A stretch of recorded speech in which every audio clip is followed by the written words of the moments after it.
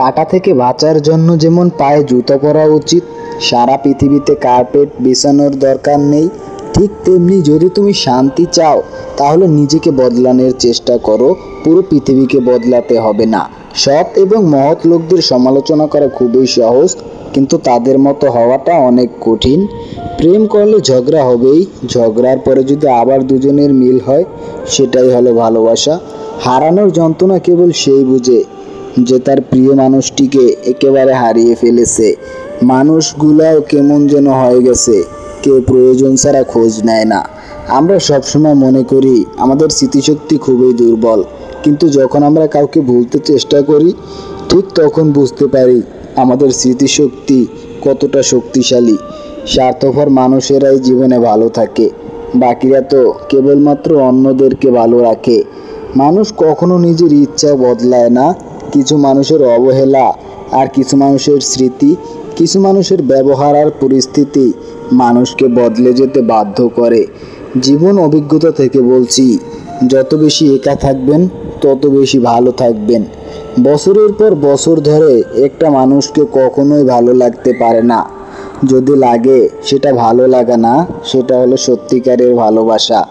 যে ব্যক্তি তোমাকে সত্যবাদী বলে বিশ্বাস করে তার কাছে কখনোই মিথ্যা কথা বলে পৃথিবীর নিকৃষ্ট লোক হয় না।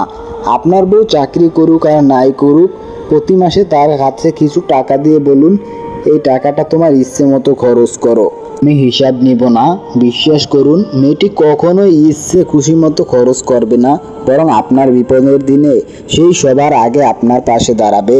খারাপ সংস্পর্শ থাকলে একজন ভালো মানুষও খারাপ হয়ে যায়। আমাদের বয়স বাড়ার সাথে সাথে ইগো বাড়ছে, তাই তো আমাদের জীবনে ভালোবাসার মানুষের সংখ্যা কমছে।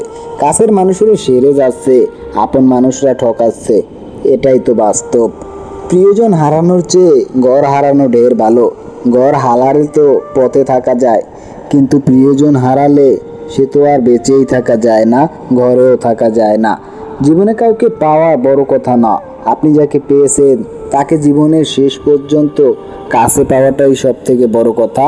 সব ক্ষেত্রে অতীত ভুলে যাওয়া ঠিক নয়, কিছু ক্ষেত্রে অতীতকে মনে রাখাটা জরুরি। অতীতকে শ্রদ্ধা করা জরুরি। কারা আপনার বিপদে পাশে ছিল, কাদের মাধ্যমে আজ আপনি সফলতার চূড়ায় এসে পৌঁছেছেন ইত্যাদি, এসব আপনি কখনোই ভুলবেন কি করে? যদি আপনাকে কেউ খুব বেশি প্রায়োরিটি দেয় তাহলে ভাববেন না মানুষটা সস্তা। আপনার কপাল তো ভালো, এই তো পৃথিবীতে এত মানুষ থাকা সত্ত্বেও ওই মানুষটা আপনাকেই প্রায়োরিটি দেয়, আপনাকেই সব সময় বুঝতে চেষ্টা করে।